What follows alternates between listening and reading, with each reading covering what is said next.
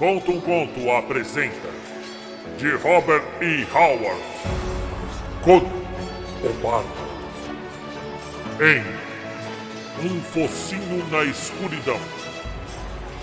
Narração, Marcelo Fávaro. Inscreva-se e deixe seu like. Ajude o canal a aparecer para mais pessoas. Caso queira ser um colaborador, visite a plataforma Apoia-se. Você também pode fazer um Pix ou um PicPay para ajudar o canal a trazer mais histórias a todo o público. Em nosso Instagram, Conta um Conto _Fávaro, você vai encontrar áudios exclusivos, além dos making-offs das gravações. Fique agora com o conto.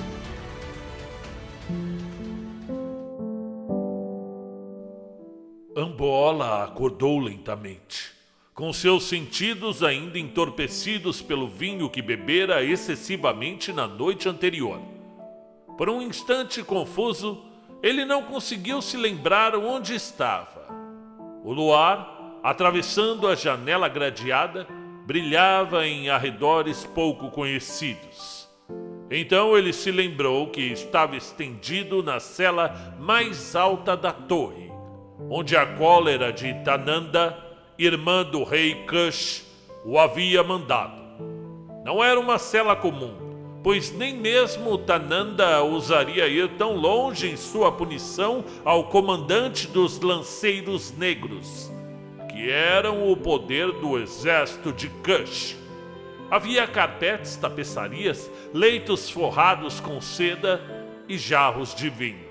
Ele se lembrou que havia sido acordado e se perguntou por quê. Seu olhar perambulou para o luar quadrado com barras, que era a janela, e viu algo que o deixou parcialmente sóbrio e clareou-lhe a visão turva. As grades daquela janela estavam dobradas, entortadas e torcidas para trás. Deve ter sido o barulho do dilaceramento delas que o acordara. Mas o que poderia torcê-las? E onde estava o que quer que as havia dobrado? De repente, ele ficou totalmente sóbrio e uma sensação gelada lhe subiu pela espinha. Alguma coisa havia entrado por aquela janela. Alguma coisa estava na sala com ele. E com uma exclamação baixa, ele se ergueu em seu leito e olhou ao redor. E ele gelou ao ver a figura, imóvel como uma estátua, que se erguia junto à cabeceira de sua cama. O coração de Ambola, que nunca conhecera o medo, sentiu um aperto gelado. Aquela forma silenciosa, acinzentada, não se mexia e nem falava. Permanecia lá, no luar sombrio, desfigurada e disforme, com o seu contorno além dos limites da sanidade. Arregalando selvagemente os olhos, Ambola contemplou uma cabeça de porco, com focinho, coberta por cerdas ásperas, mas a coisa estava ereta, e seus grossos braços peludos terminavam em mãos rudimentares. Ambola gritou e deu um pulo para cima, e então a coisa imóvel se mexeu, com a velocidade paralisante de um monstro num pesadelo. O negro teve uma visão desesperada, de mandíbulas triturando e espumando, de presas em forma de cinzel reluzindo ao luar. Logo, o luar caiu sobre um vulto negro, esparramado entre os cobertores salpicados do leito sobre o chão. Uma forma acinzentada e cambaleante se movia, silenciosamente pelo quarto, em direção à janela, cujas grades quebradas se inclinavam para o alto em direção às estrelas. Capítulo 2. Tutmes. A voz era insistente, tão insistente quanto o punho que batia na porta de teca do aposento onde dormia o nobre e mais ambicioso de Shambhala. Thutmose, deixe-me entrar! O demônio está solto em Shambhala!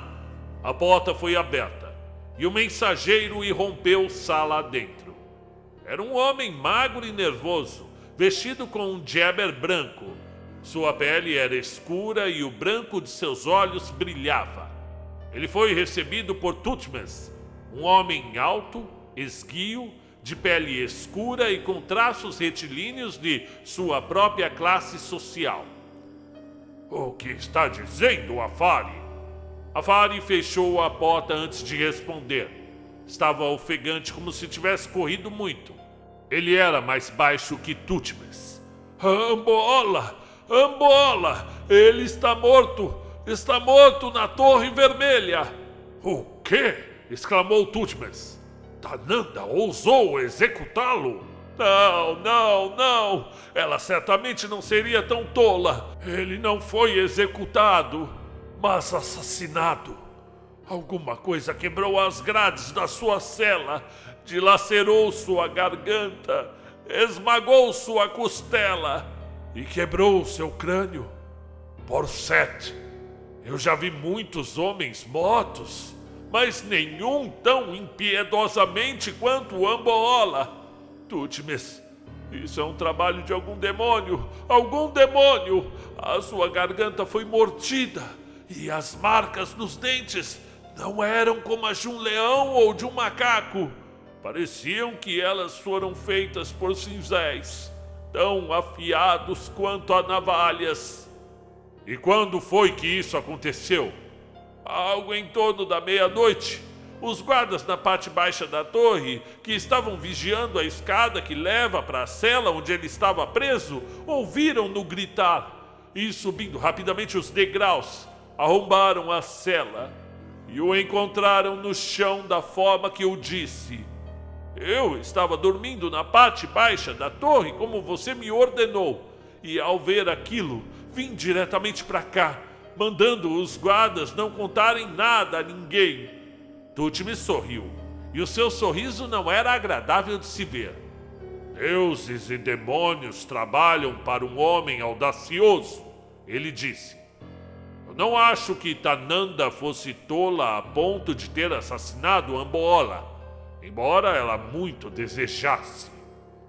Os negros ficaram aborrecidos depois que ela o jogou na prisão. Ela não poderia mantê-lo preso por muito mais tempo. Mas este assunto põe uma nova arma em nossas mãos. Se os Galas pensarem que ela o fez, tanto melhor. Cada ressentimento contra a dinastia é uma arma para nós. Agora vá e haja antes que o rei fique sabendo. Primeiro leve um destacamento de lanceiros negros para a Torre Vermelha e execute os guardas por dormirem em serviço. Não esqueça de deixar claro que você cuidou de fazê-lo sob minhas ordens. Isso irá mostrar aos Galas que eu vinguei o comandante deles, além de remover uma arma das mãos de Tananda. Mate-os antes que ela o faça. E então, vá para o Punch e encontre o velho Ageira. Ele é o identificador de bruxas. Não diga a ele exatamente que Tananda praticou esta ação, mas sugira apenas. Sugira. Afari estremeceu visivelmente. Como pode um homem comum mentir para aquele demônio negro? Seus olhos são como brasas de fogo vermelho que olham para dentro das profundezas inomináveis. Eu já o vi fazer cadáveres se erguerem e caminharem, e caveiras rangerem suas mandíbulas nuas. Não minta, respondeu Thutmose. Simplesmente insinue para ele as suas próprias suspeitas. Afinal de contas, se um demônio realmente matou Ambola, é porque algum humano o invocou dentro da noite. Talvez Tananda esteja por trás disso, afinal. Quando o Afari partiu, Refletindo intensamente sobre o que o seu patrão dissera, Thutmose puxou um manto de seda ao redor dos membros nus e, subindo uma larga e curta escada de mogno polido, ele chegou ao alto do teto plano de seu palácio. Olhando por sobre o parapeito, ele viu lá embaixo as ruas silenciosas da cidade interna de Chumbala, os palácios, jardins e a grande praça para a qual 1000 cavaleiros negros poderiam convergir num instante, vindos dos pátios dos quartéis vizinhos. Olhando mais além, ele viu os grandes portões de bronze e, além deles, a cidade externa que os homens chamavam de Punt, para diferenciá-la de El-Shebek, a cidade interna. Chumbala estava localizada no meio de uma grande planície de capim ondulante que se estendia até o horizonte, interrompida apenas por pequenas colinas ocasionais. Um rio estreito e profundo que serpenteava pela grama tocava as bordas irregulares da cidade. El-Shebek estava separada de Punt por um muro alto e maciço que cercava os palácios da classe dominante, descendente daqueles estígios que, séculos antes, chegaram ao sul para entalhar o Império Negro e misturar seu orgulhoso sangue com o de seus súditos negros. El-Shebek era bem traçada, com ruas e praças regulares, construções de pedra e jardins. Punt era uma confusão de cabanas de lama, e as ruas se espalhavam em praças que só eram praças no nome. O povo negro de Kush, os Galas, habitantes originais do país, vivia em Punt. Ninguém a não ser a classe dominante, os Chagas, morava em El-Shebek, com exceção de seus criados e dos cavaleiros negros que os serviam como guardas. Thutmose olhou para a vasta expansão de cabanas. Fogueiras ardiam nas praças irregulares, e tochas oscilavam para lá e para cá nas ruas sinuosas. E de vez em quando ele ouviu um breve trecho de música. Um canto bárbaro e monótono, que soava com um meio tom de ira e sede de sangue. Thutmose puxou o manto para mais perto de si e tremeu. Avançando pelo teto, ele parou diante de uma figura que dormia à sombra de uma palmeira no jardim artificial. Ao ser cutucado pelo dedão de Thutmose, este homem acordou e se ergueu num pulo. Não precisa falar, avisou Thutmose. Está feito. Ambola está morto, e antes do amanhecer, toda Punt será e ficará sabendo que ele foi assassinado por Tananda. E o demônio, sussurrou o homem tremendo. Shio, voltou para a escuridão de onde foi invocado. Preste atenção, Shuba. É hora de você partir. Procure entre os Shemitas até encontrar uma mulher adequada, uma mulher branca. Traga-a imediatamente para cá. Se você voltar nesta lua, lhe darei seu peso em prata. Se falhar, pendurarei sua cabeça naquela palmeira. Shuba se prostou, encostando a cabeça na terra. Então, ele se levantou e saiu apressadamente do telhado. Thutmose olhou novamente para Punt. As fogueiras, de alguma forma, ardiam mais ferozmente e um tambor havia começado a tocar de forma monótona e sinistra. Bom, bom. Bom, bom. Um súbito clamor de gritos brutais se ergueu até as estrelas. Eles já souberam que Ambola está morto, ele murmurou, e mais uma vez foi sacudido por um forte estremecimento. Capítulo 3. A vida seguia seu curso habitual nas ruas sujas de Punt. Negros gigantescos se acocoravam nas entradas de suas próprias cabanas cobertas de palha, ou se deitavam sobre o chão em suas sombras. Mulheres igualmente negras subiam e desciam as ruas, com as cabaças de água ou cestas de comida nas cabeças. As crianças brincavam ou lutavam na poeira, rindo ou gritando de forma estridente. Nas praças, o povo negro zombava e negociava sobre cerveja, bananas e ornamentos de latão batido. Ferreiros se curvavam sobre pequenos carvões em brasa, batendo as lâminas das lanças. O sol quente ardia em tudo.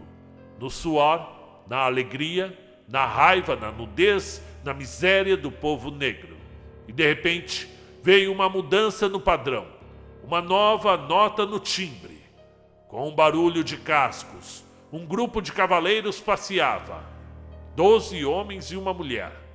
Era a mulher quem dominava o grupo. Sua pele era escura e seu cabelo uma espessa massa negra presa na nuca e amarrada por uma faixa dourada. Sua única roupa, além de sandálias nos pés, era uma curta saia de seda ao redor da cintura. Placas de ouro incrustadas de joias lhe cobriam parcialmente os seios escuros. Seus traços eram retilíneos e seus ousados olhos cintilantes, cheios de desafio e convicção. Ela montava e manobrava o seu cavalo, com facilidade e segurança. O magro cavalo Kushita, com um freio enfeitado de joias, e as rédeas de couro escarlate, tão largas quanto a palma de uma mão humana e trabalhadas a ouro. E seus pés, calçados em sandálias, dentro dos largos estribos de prata. Enquanto ela passeava, o trabalho e as conversas pararam subitamente. Os rostos negros ficaram sombrios, e os olhos negros ganharam um brilho vermelho. Os negros viraram suas cabeças para sussurrarem nos ouvidos uns dos outros, e os sussurros se transformavam num murmúrio sombrio e audível. O jovem que cavalgava ao lado da mulher ficou nervoso. Ele olhou para a frente ao longo de suas ruas sinuosas, medindo a distância até os portões de bronze, que ainda não estavam à vista por entre as casas de tetos planos, e sussurrou: Tananda, Tananda, o povo está ficando perigoso. Foi tolice cavalgar em Punch. Nem mesmo todos os cães negros de Kush me impedirão de caçar, respondeu a mulher. Se algum deles parecer ameaçador, atropele-o. É mais fácil falar do que fazer, murmurou o jovem, olhando atentamente para a multidão silenciosa. Eles estão vindo de suas casas e se aglomerando ao longo da rua. Olhe para lá. Eles estavam entrando numa larga praça irregular, onde o povo negro se aglomerava. E em um lado desta praça se erguia uma casa de lama, com vigas toscamente entalhadas, maior que suas vizinhas, e com um cacho de caveiras sobre a porta larga. Este era o templo de Julá, o deus a quem o povo negro cultuava em oposição a Set, o deus serpente, cultuado pelos Chagas em imitação aos seus ancestrais vestígios. Bem, os negros estavam apinhados nessa praça, olhando sombriamente para os cavaleiros. Havia uma clara ameaça nas atitudes deles. E Tananda, pela primeira vez sentindo um leve nervosismo, não percebeu outro cavaleiro se aproximar da praça através de outra rua.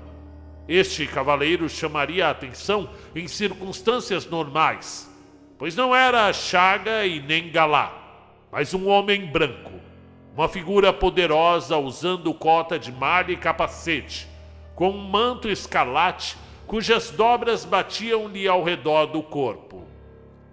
Esses cães negros têm más intenções, sussurrou o jovem ao lado de Tananda, meio desembainhando sua espada curva. Os outros guardas, homens retintos como o povo ao redor deles, formaram um círculo mais próximo dela, mas não puxaram as suas lâminas. Um murmúrio baixo e sombrio ficou mais alto, embora nenhum movimento tenha sido feito. Cavalgue no meio deles, ordenou Tananda, conduzindo seu cavalo para frente. Os homens viraram as costas sombriamente, antes dela avançar, e subitamente da casa do demônio saiu uma figura magra e negra. Era o velho Agieira, vestido apenas com uma tanga. Apontando o dedo para Tananda, ele gritou: "Lá está ela, cavalgando. Ela, cujas mãos estão mergulhadas em sangue. Aquela que assassinou Ambola." Seu grito foi a faísca que causou a explosão. Um enorme rugido se ergueu da turba e eles rolaram para frente gritando: "Morte a Tananda!"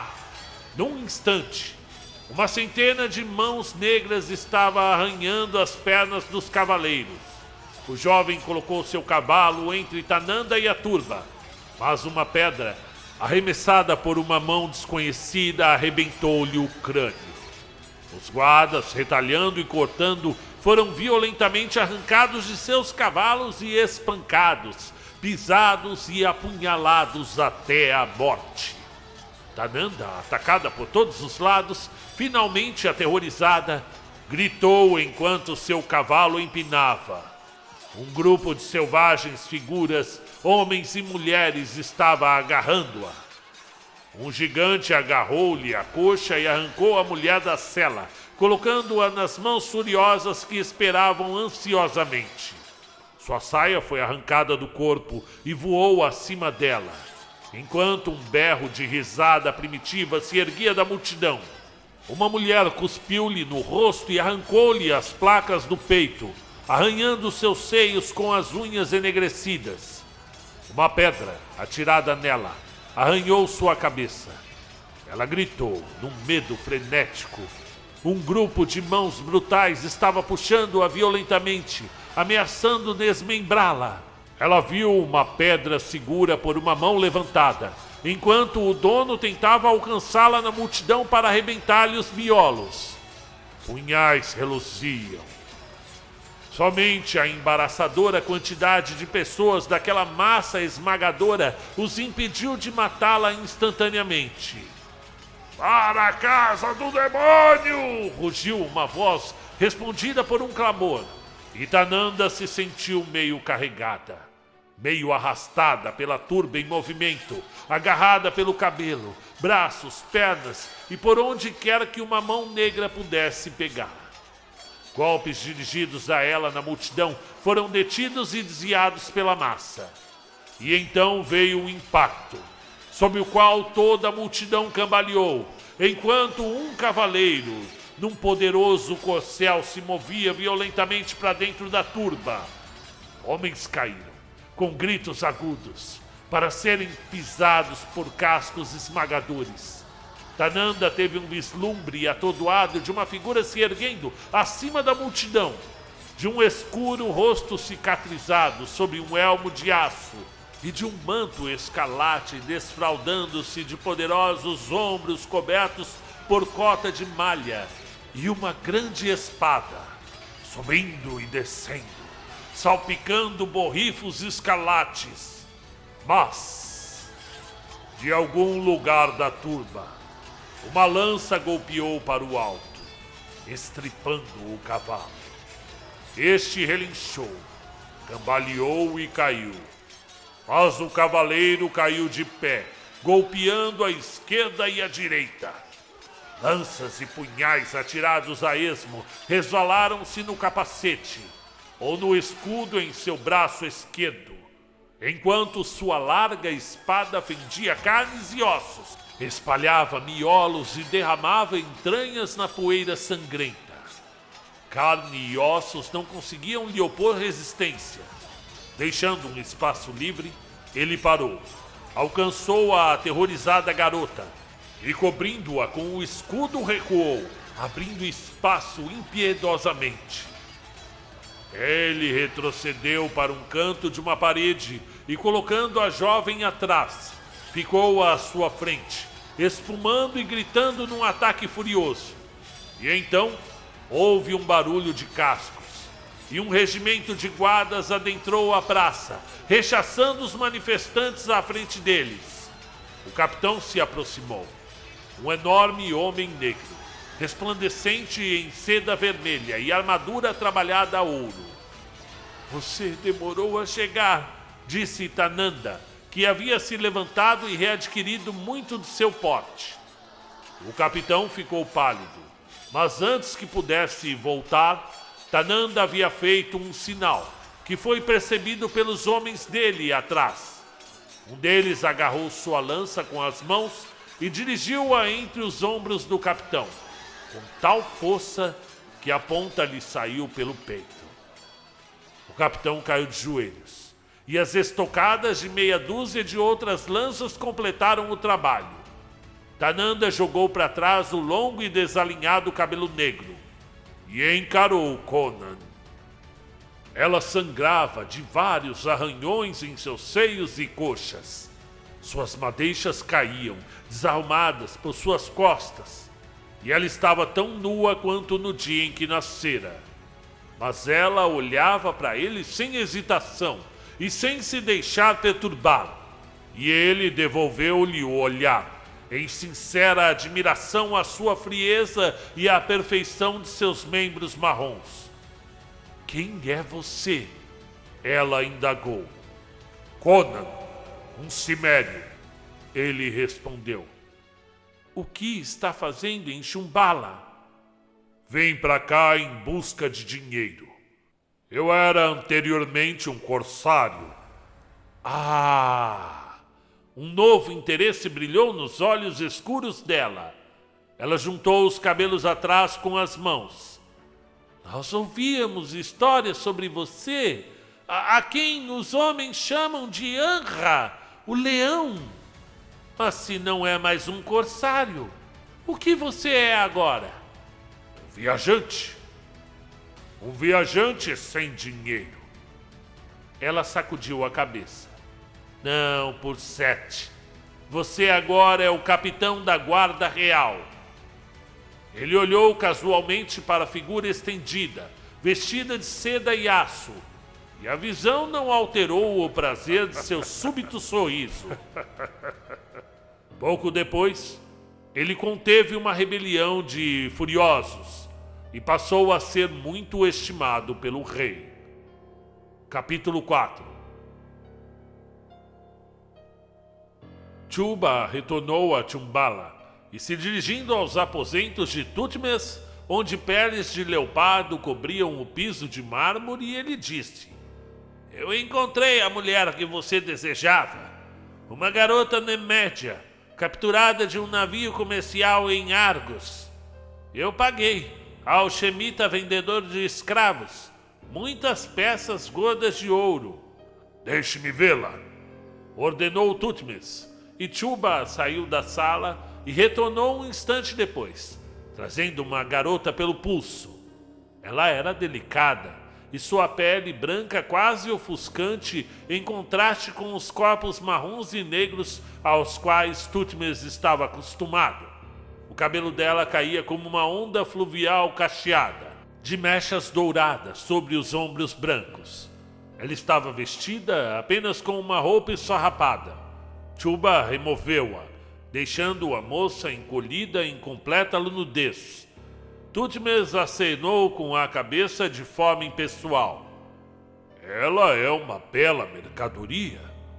Se eu não estivesse apostando por um trono, eu talvez cedesse à tentação de guardá-la comigo mesmo. Você ensinou a ela o idioma Kushita, como mandei? Sim, na cidade dos Shemitas e nos últimos dias na estrada da caravana, e infundi nela a necessidade de aprender através de chineladas, à moda Shemita. Seu nome é Diana. Thutmose sentou-se num leito e gesticulou para que a garota se sentasse de pernas cruzadas, aos pés dele, e ela o fez. Vou lhe dar de presente ao rei de Kush, disse ele. Você será nominalmente a escrava dele, mas na verdade pertencerá a mim. Você receberá suas ordens regularmente e não deixará de cumpri-las. O rei é um degenerado, indolente e desregrado. Não será difícil para você alcançar total domínio sobre ele, mas para que você não possa ser tentada a desobedecer, quando se imaginar além do meu alcance no palácio do rei, vou lhe demonstrar meu poder. Ele pegou-a pela mão e a levou através de um corredor, descendo um lance de escadas com degraus de pedra e adentrando numa sala longa e pouco iluminada. A sala estava dividida em duas partes iguais por uma parede de cristal, transparente como água, embora com uns 90 centímetros de espessura, e forte o bastante para resistir ao impacto de um elefante macho. Ele levou-a até esta parede e a fez ficar ali de pé, olhando-a, enquanto ele dava um passo para trás. E de repente, a luz se apagou. E ela ficou ali, na escuridão, com os membros esguios tremendo com um pânico irracional. E então, a luz começou a pairar na escuridão. E ela viu uma hedionda cabeça disforme brotar das trevas, com aquele focinho bestial, dentes em forma de cinzel, pelos ásperos. Quando aquele horror se moveu em sua direção, ela gritou e se virou e correu desvairada de medo e esquecida da camada de vidro que mantinha a fera afastada dela. Ela correu direto para os braços de Tútmes, que estava na escuridão, e o ouviu sussurrar-lhe no ouvido: "Você viu meu criado? Não me fale, pois se você o fizer, ele irá procurá-la onde quer que esteja. E você não vai conseguir se esconder dele." E quando ele sussurrou mais alguma coisa em seu ouvido, ela imediatamente desmaiou. Tútmes carregou a escada acima e deixou-a nas mãos de uma criada, com instruções para reanimá-la, cuidar para que ela tivesse comida e vinho, que fosse banhada, penteada, perfumada e vestida para ser apresentada ao rei. Mas Tananda raptou-a, e Conan, ao vê-la, ficou muito interessado por ela. A Gera, com seus poderes mágicos, havia descoberto o papel de Tútmes no assassinato do comandante negro. Depois de acusá-lo, foi preso por ele e torturado até a morte. Ou pelo menos Tútmes acreditou nisso. Percebendo que não poderia depor o rei enquanto Conan vivesse, Tútmes mandou seu monstro Cordafano, sobrevivente de uma era esquecida, assassinar o Cimério.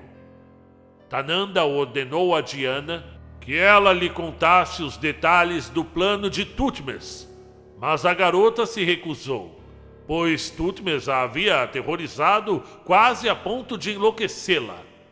Tananda chicoteou-a, e Conan entrou para pôr um fim naquilo.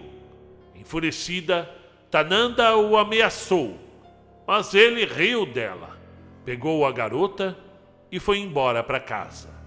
Na grande praça da cidade interna, um feiticeiro estava sendo torturado, enquanto uma multidão observava e fazia gracejos. Conan, atacado em sua casa pelo monstro, feriu-o mortalmente e o perseguiu até a praça, onde ele correu para o seu senhor, um aventureiro Pado de Cordafan, e caiu morto. A multidão frenética fez o Cordafano em pedaços, e então apareceu a Gera, que denunciou Tútmes. Ele também foi morto pela multidão. Os negros se revoltaram e destruíram Shambhala. Conan e Diana escaparam. Fim do conto. Olá, meu nome é Marcelo Fávaro. Esse conto aqui, é claro, né, deu para perceber que é um resumo, né, como poderia se dizer, é apenas um fragmento, uma sinopse do Focinho na Escuridão, principalmente no final, porque acredito que aí caberia mais alguns capítulos a partir desse momento que a Diana desmaia e aí ocorre, evidentemente, a batalha final entre o Tútmes aí com a população, a multidão ali, e Conan consegue fugir de toda essa guerra, essa multidão de pessoas revoltadas, destruindo Shambhala, e ainda por cima levou de brinde a Diana. Eu já consigo imaginar ele levando a menina nas costas, né? No ombro ali, né? São coisas de Conan, né? A gente acaba se acostumando a essa forma de contar história que o Robert E. Howard tinha. Entretanto, essa ficção se passa por volta de 10 mil até 100 mil anos atrás. Se a gente for começar a falar do Rei Cole, e a primeira história desse Rei Cole também é meio parecida com essa, né? Que estava a menina ali para ser morta e a multidão enfurecida, e o rei aparece e salva a menina com a sua espada, né? Sua adaga, e acaba tendo que fugir. Então, se você está gostando dessas narrações de Conan, faça um favor e se inscreva no canal. Dá trabalho de narrar, editar, e aqui a gente faz tudo sozinho nas horas vagas, para que você tenha essa oportunidade de ouvir onde quiser. Muito obrigado e até a próxima, Cimério.